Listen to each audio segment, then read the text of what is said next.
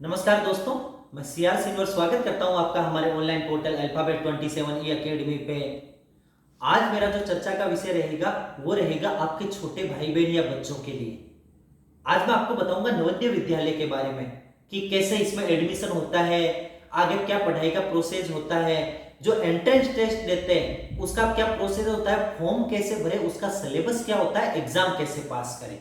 तो वीडियो में अंत तक मेरे साथ जुड़े रहिएगा। थोड़ा सा मैं आपको बताऊंगा जिससे आप हेल्प कर पाओ अपने छोटे भाई बहनों की या अपने बच्चों की। सरकार समय समय पर बहुत सारी उत्कृष्ट योजनाएं लाती है जिससे प्रतिभा को खोज सके। उनमें से एक है आपका नवोदय विद्यालय। आप लोगों ने इसका नाम जरूर सुना होगा। स्पेशली ग्रामीण परिवेश के जो विद्यार्थी होते हैं ना, वो इसका बहुत फायदा उठा पाते हैं। क्यों? क्योंकि उनके लिए 75% सीट होती है वो आपकी रिजर्व होती है। तो मैं आपको पूरी प्रोसेस बताऊंगा। ये आज का वीडियो मैं इसलिए बता रहा हूं कि अभी जो इनके फॉर्म है वो चालू हो गए। नवोदय विद्यालय की बात करता हूं तो सरकार ने 1985-86 में नवोदय विद्यालय का गठन किया था। अगर आज की बात करता हूं तो तमिलनाडु को छोड़ के आपके लगभग 27 राज्यों में और 7 केंद्र शासित प्रदेशों में 661 नवोदय विद्यालय है। हर जिले में नवोदय विद्यालय होता है। कोई जिला बड़ा है तो उसमें 2 हो जाते हैं, जैसे एक ग्रामीण परिवेश में, एक शहरी परिवेश में। ठीक है, राजस्थान की बात करता हूं तो 35 आपके नवोदय विद्यालय है। तो इसमें जो एडमिशन होता है वो 2 लेवल पे होता है। पहला लेवल होता है उन विद्यार्थियों के लिए जो अभी 5वीं क्लास में पढ़ रहे हैं, और दूसरा लेवल होता है उन विद्यार्थियों के लिए जो अभी 8वीं क्लास में पढ़ रहे हैं। दोनों का सिलेबस थोड़ा सा अलग अलग होता है। फॉर्म अभी दोनों के चल रहे हैं, लेकिन जो अंतिम आपका लास्ट तिथि है, अंतिम डेट है, उसमें थोड़ा सा चेंज है। दोनों अलग अलग है, तो उसके बारे में भी मैं आपको बताऊंगा। तो पहले अपन बात करते हैं 5वीं वालों की कि अगर आपके जो बच्चे हैं वो 5वीं क्लास में पढ़ रहे हैं, चाहे लड़का हो या लड़की हो, दोनों के लिए एलिजिबल है। ठीक है, या फिर आपका कोई छोटा भाई बहन है जो 5वीं क्लास में पढ़ रहा है, मैं आपको एक सलाह देता हूं, आप उनको एंट्रेंस टेस्ट जरूर दिलाइएगा। क्यों? क्योंकि नवोदय में जो बच्चा सेलेक्ट हो जाता है, यूं मान के चलो कि वो सफलता की सीढ़ी पर चढ़ना शुरू हो जाता है। वो कभी भी बहुत अच्छी सफलता प्राप्त करेगा। अपन यूं मानने मैं कहूंगी आपको बेरोजगार नहीं रहेगा, तो ये एक बहुत छोटी चीज हो जाती है। नवोदय में पढ़े हुए बच्चे बहुत अच्छे अच्छे लेवल तक पहुंचते हैं। क्यों? क्योंकि उनको माहौल ही वहां पे ऐसा मिलता है पढ़ाई का। नवोदय आवासीय विद्यालय होता है, रहना खाना पढ़ना सब फ्री होता है। बोर्ड होता है वो सीबीएसई बोर्ड लागू होता है। शुरुआत में जो बच्चे जाते हैं उनको कुछ साल तक आपका हिंदी मीडियम में या रीजनल लैंग्वेज जो क्षेत्रीय भाषा है उसमें पढ़ाया जाता है। आगे वीडियो में इस पर अपन विस्तार से चर्चा करेंगे। इसके अलावा मैं आपको बताऊंगा कि फॉर्म भरते हुए किन किन सर्टिफिकेट की आपको जरूरत होगी और क्या क्या एलिजिबिलिटी होगी जो मस्ट होगी। क्यों? क्योंकि नवोदय में ध्यान रखिएगा, अगर 1% भी फॉल्टी पाए जाते हो तो सिलेक्शन प्रोसीजर पूरी होने के बाद भी आपको रिजेक्ट कर दिया जाएगा। आपको कैसे डिफाइन करेंगे कि आप ग्रामीण परिवेश से हो या शहरी परिवेश से, इस पे भी मैं आपसे चर्चा करूंगा। तो बात की, जैसे मैंने आपको बताया कि भारतवर्ष में 661 नवोदय विद्यालय है। राजस्थान की बात करता हूं तो 35 है। एक एग्जाम होता है सालाना एक, जिसको अपन बोलते हैं JNVST, Jawahar Navodaya Vidyalaya selection test. Jawahar Navodaya Vidyalaya चयन परीक्षा 2022 अभी आपकी होनी है। एग्जाम है वो आपके अप्रैल महीने में होंगे।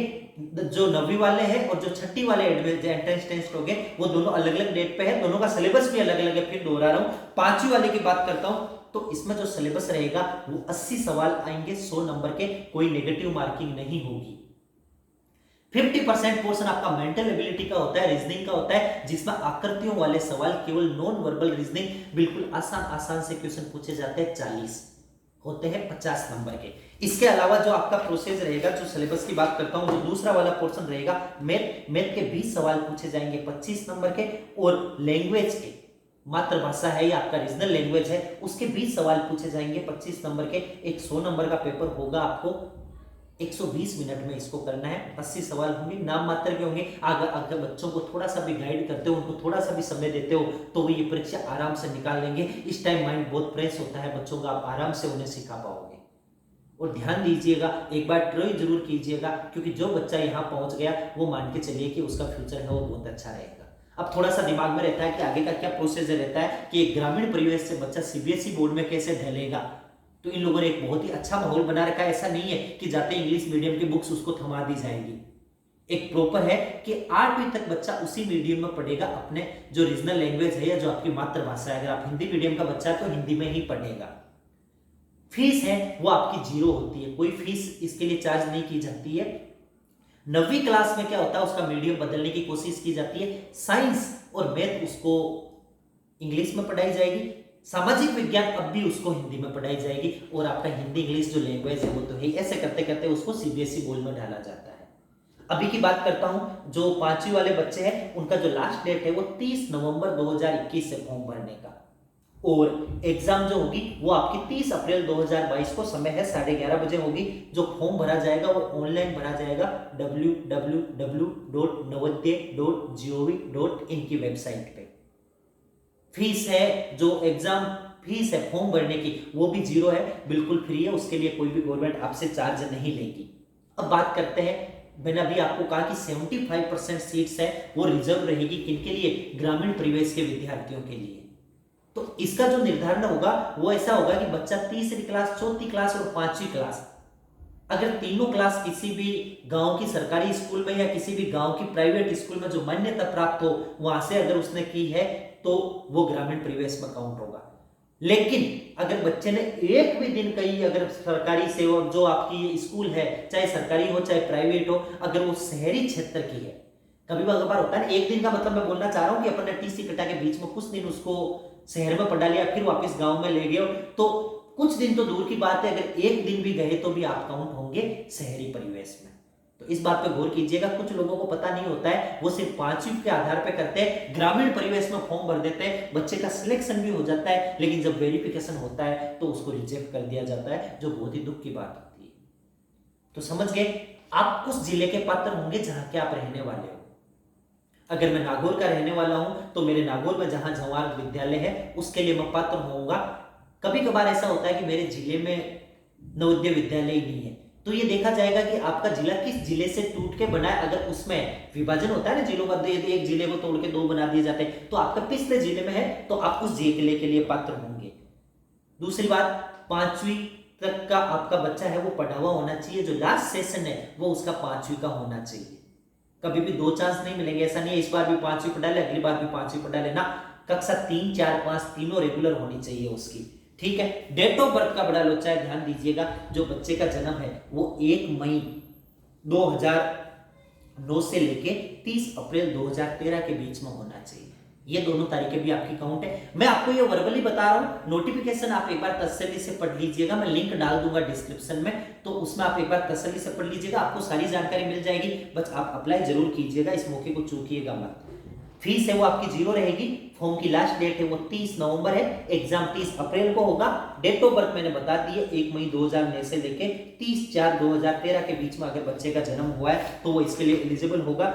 इसके अलावा मैंने आपको ये भी बता दिया है कि सिलेबस आपका प्रोसेस है वो आपका क्या रहेगा, आपको ये कैसे डिसाइड होगा आवासीय क्षेत्र, वो भी मैंने आपको बता दिया कि आपके लास्ट साल 3 साल की जो स्कूल है वो आपने अगर ग्रामीण क्षेत्र से किए तो आप ग्रामीण क्षेत्र में आओगे, शहरी से किए तो आप शहरी में आओगे। 75% सीट्स है वो ग्रामीण क्षेत्र के लिए क्या की गई है, आपकी रिजर्व की गई है। डॉक्यूमेंट्स क्या क्या चाहिए आपको पता चल गया होगा, आवासीय, दूसरा डेट ऑफ बर्थ का सर्टिफिकेट, आपका जन्म प्रमाण पत्र है वो इसमें मस्ट है।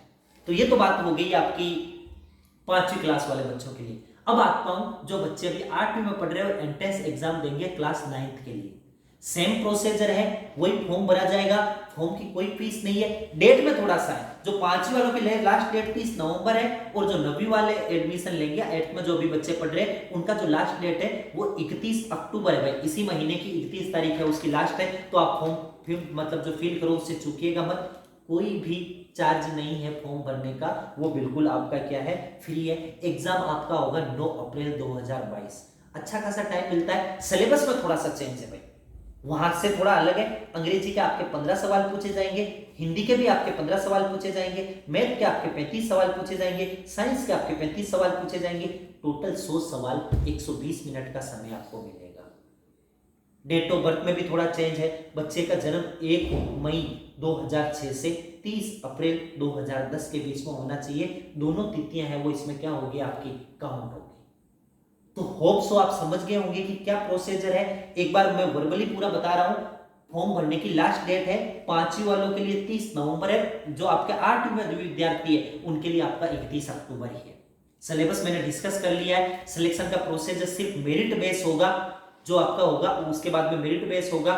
दूसरी बात बताऊं, ओबीसी के सर्टिफिकेट या आप कास्ट सर्टिफिकेट की बात करता हूं, वो अगर आप राजस्थान के रहने वाले हो तो भी सेंटर का लगेगा, क्योंकि जो जवाहर नवोदय विद्यालय है वो केंद्र सरकार के अधीन आती है, तो आपका जो सर्टिफिकेट है ओबीसी का वो सेंटर का लगेगा, राज्य का नहीं लगेगा। तो जो भी बच्चों के डॉक्यूमेंट्स है वो आप एक बार तसल्ली से पहले ही बनवा लीजिएगा, क्योंकि इन चीजों में नवोदय बहुत सख्त होता है, तुरंत प्रभाव से रिजेक्ट कर दिया जाता है। बाकी एक बार नोटिफिकेशन का लिंक मैं डिस्क्रिप्शन में डाल रहा हूं, उसको तसल्ली से पढ़ लीजिएगा। आपके जो भी छोटे भाई बहन या बच्चे हैं, चाहे 5th क्लास में है चाहे 8th क्लास में, आप एक बार ट्राई जरूर कीजिएगा, क्योंकि ये मेरा पर्सनल एक्सपीरियंस है कि जो बच्चा नवोदय तक पहुंच गया वो कभी भी बेरोजगार नहीं रहेगा, एक अच्छा रुतबा होगा, अच्छी पोस्ट पर पहुंचने लायक होगा वो। ठीक है, जो लोग आज पहली बार हमसे जुड़ रहे हैं वो हमारे चैनल को सब्सक्राइब कीजिएगा, हम ऐसी ही अपडेट आपको बार बार देते रहेंगे। हमारे जो वीडियो है इसको लाइक कीजिए, ज्यादा से ज्यादा शेयर कीजिए, क्योंकि ग्रामीण परिवेश में जानकारी के अभाव में बहुत सारे विद्यार्थी इन चीजों से चूक जाते हैं। आपको और कोई भी जानकारी चाहिए, डिस्क्रिप्शन में मैं मेरे व्हाट्सएप नंबर डाल रहा हूं, आप हमें मैसेज कर सकते हो, हम जितना हो सकता है हम आप लोगों की मदद करेंगे। Thank you.